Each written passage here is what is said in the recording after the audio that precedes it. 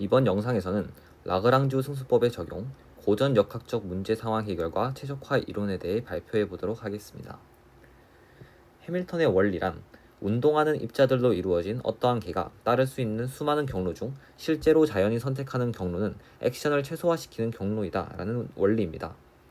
여기서 액션이란 J는 T1부터 T2까지 라그랑지안을 적분한 것으로 정의되며 라그랑지안은 운동에너지 빼기 위치에너지로 정의됩니다. 해밀턴의 원리에 따르면 실제로 일어나는 운동은 위 운동을 극소로 하거나 혹은 극대로 하는 것이므로 식을 다시 쓰면 다음과 같습니다. 여기서 델타 J라는 것은 변분을 나타내며 이는 무한소만큼 벗어난 매개변수에 대한 계산한 차이를 나타내는 연산입니다. 델타 J는 0이므로 경로를 무한히 작게 변화시킨다고 해도 액션은 변하지 않습니다. 물론 시간의 양 끝점 T1, T2에서 변분은 0이 됩니다.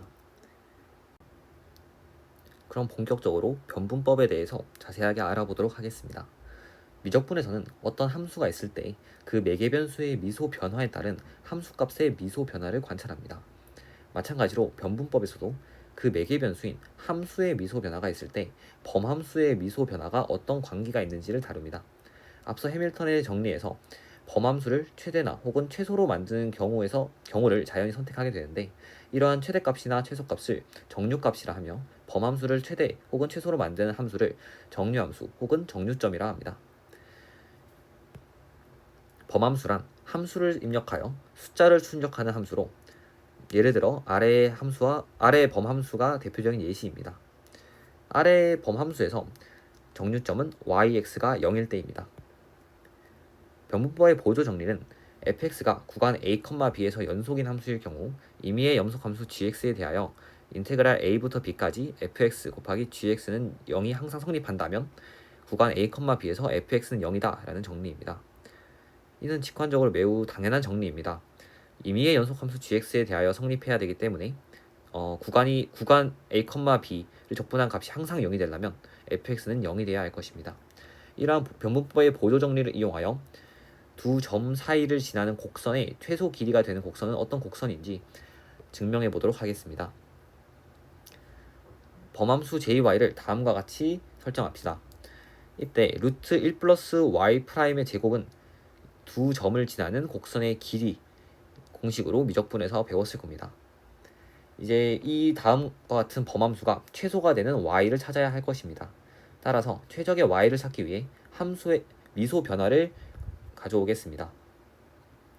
자, 라지 yx는 최적의 함수 yx에다가 엡실론 곱하기 에타 x라 해봅시다. 단 엡실론은 매우 작은 상수이고 이 에타 x라는 임의 함수는 물론 구간의 양 끝점인 x1과 x2에서는 그 함수값이 0이 되어야 할 것입니다. 자, 이제 최적의 함수가 되기 위해서는 이제 yx가 0인 상태, 즉 앞선 식에서 엡실론이 0인 상태일 겁니다.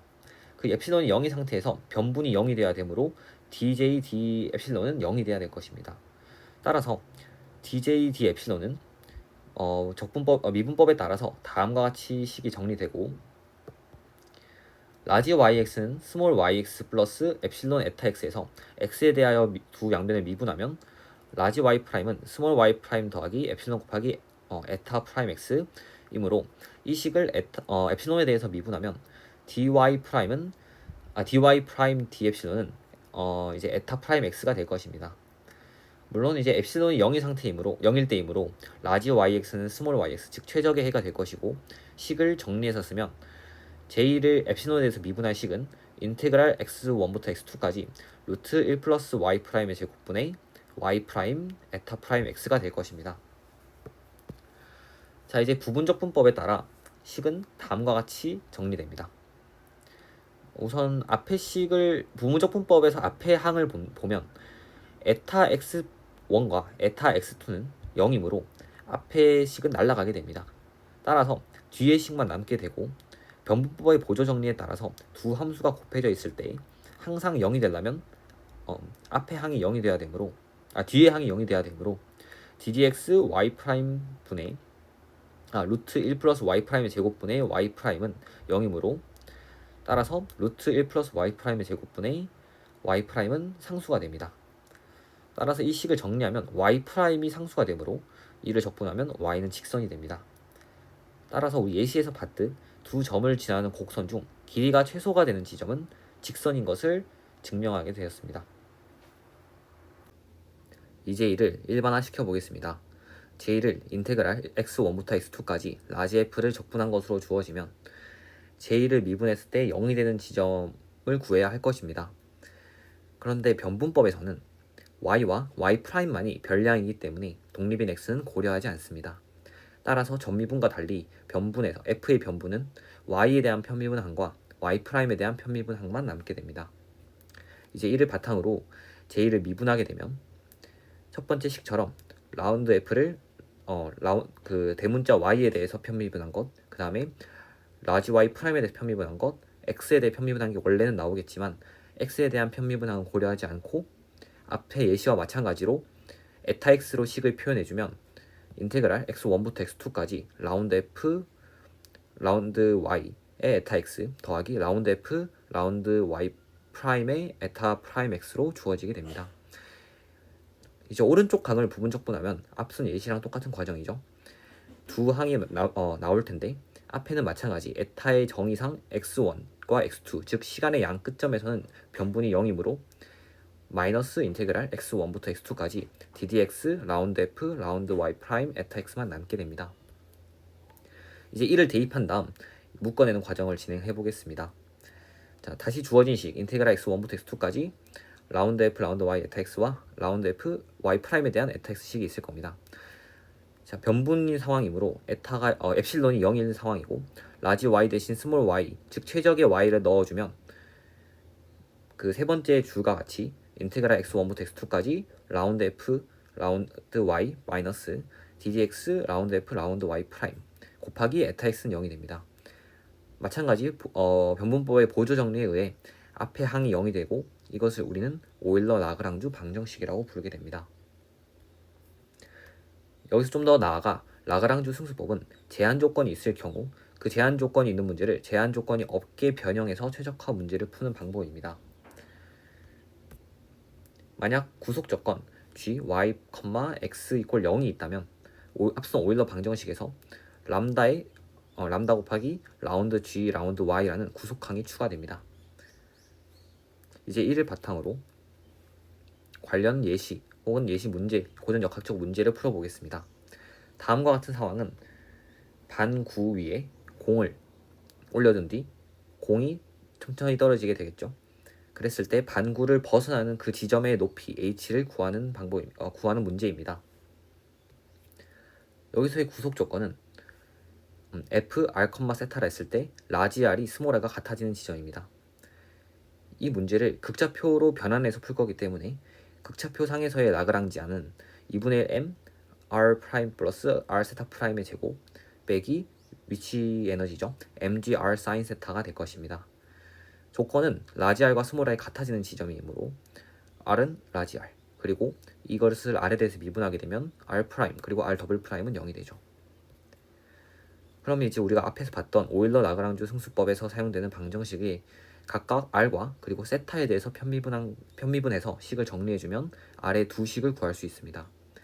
mr 세타 프라임의 제곱 마이너스 mg 사인 세타 플러스 람다는 0 그리고 마이너스 mgr 코사인 세타 빼기 mr 제곱의 더블 프라임 세타 이꼴 0 이렇게 두 식이 나오게 되는데 이 두 식을 연립하게 되면 세타 프라임의 제곱은 r분의 2g 곱하기 1 빼기 사인 세타가 나옵니다. 그리고 이를 다시 정리하면 람다는 mg 곱하기 3 사인 세타 마이너스 2가 나오게 되는데 구속력이 0이 되는 상황에서 공은 빗면으로부터 완전히 떨어지게 될 것입니다. 따라서 이때의 세타 즉 사인 세타는 3분의 2가 되고 이 사인 세타 3분의 2를 대입하게 되면 h는 3분의 2r이 나오게 됩니다. 위에 살펴본 이론을 토대로 실제 실험한 결과에 대해서 발표하겠습니다. 위 상황을 실험하기 위해 최대한 원과 비슷한 휴지 그리고 구슬을 준비하였습니다. 그리고 공을 떨어뜨린 후 슬로우 모션 카메라로 휴지로부터 떨어질 때의 구슬 높이를 측정하였는데 반지름은 0.12m, 또 구슬 질량은 0.02kg으로 설정하였습니다. 앞서 이론적으로 도출한 떨어지는 각도 사인 세타 3분의 2에 의하면 떨어진 높이 h는 R 사인 세타이고 그것은 3분의 2 곱하기 0.12 즉 0.08m라는 것을 알 수 있는데 실험 결과와 측정된 실험 결과를 비교하기 위해 실제 이탈 높이를 구했는데 실제 이탈 높이는 0.084m로 측정 오차는 플러스 마이너스 0.004m 정도였습니다. 오차율을 계산하면 오차율은 5%로 이론적 값과 실제 값이 거의 유사하다는 것을 알 수 있지만 이런 오차가 어디서 발생했는지 알아봐야 합니다.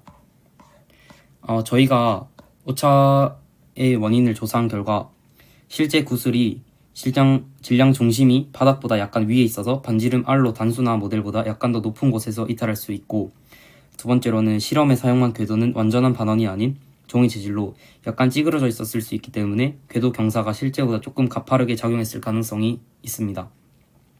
또 이론에서는 완벽한 이상 조건을 가정했으나 실제 구슬은 표면과의 마찰력과 회전 효과를 받았기 때문에 오차가 생겼다는 것을 알 수 있습니다. 또 카메라 왜곡도 오차를 발생한 요인으로 볼 수 있고, 또 고전 풀이에서는 운동 없이 미끄러짐만 고려하지만 실제 구슬은 구르며 내려왔을 경우 운동 에너지의 회전항이 포함되기 때문에 실제 이탈 지점이 달라질 수 있습니다.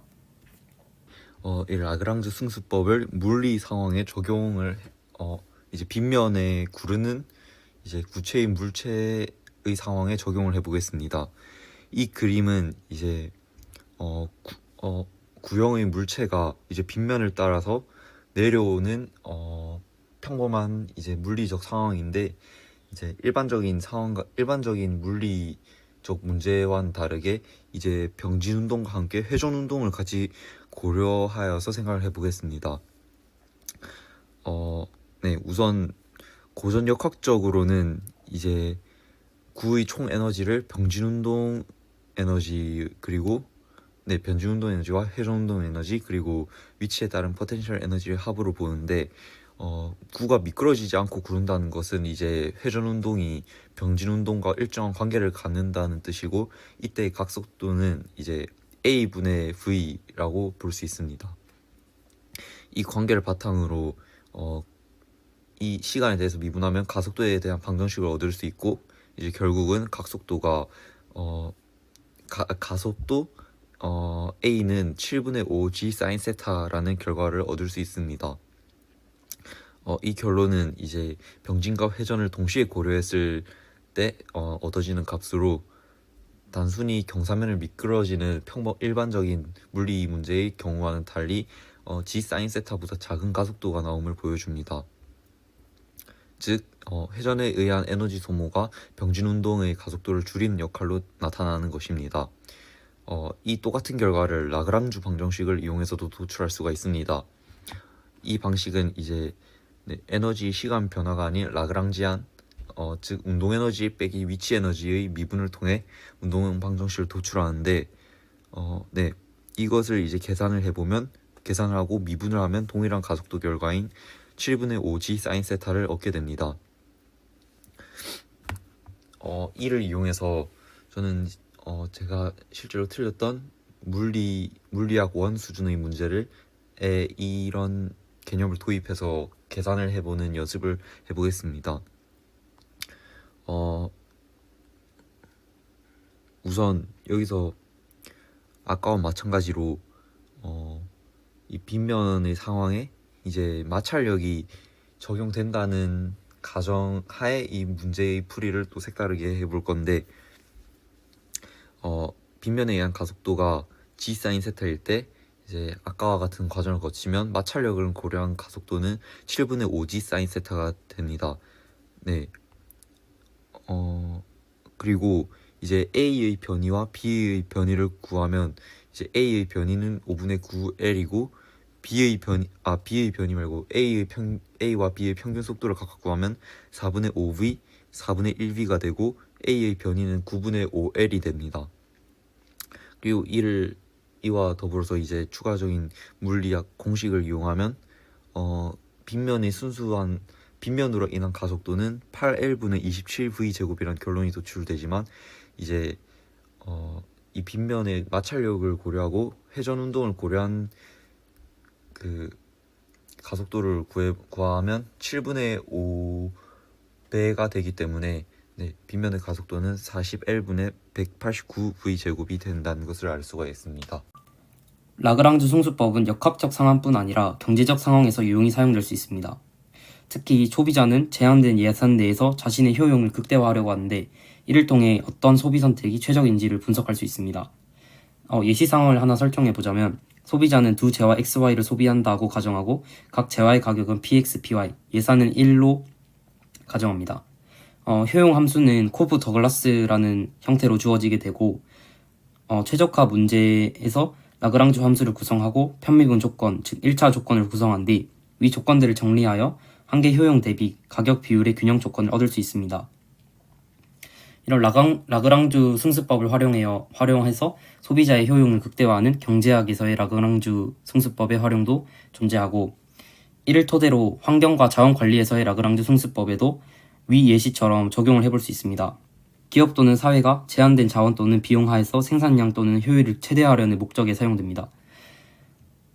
아까처럼 라그랑주 함수를 구성하고 편미분 조건을 구성한 뒤 이를 경제적으로 의미를 구성해서 총 예산이 1단위 증가할 때 총 생산량이 얼마나 증가했는가를 계산하면은 생산 효율의 최대화 그 방법에 대해서 탐구를 할 수 있습니다. 이를 실제 환경 정책에 적용해 보자면 첫 번째로 탄소 배출 제한에서 생산 최대화 문제가 있습니다. 두 번째로 물 자원 제한하 농업 생산 극대화 문제도 있습니다.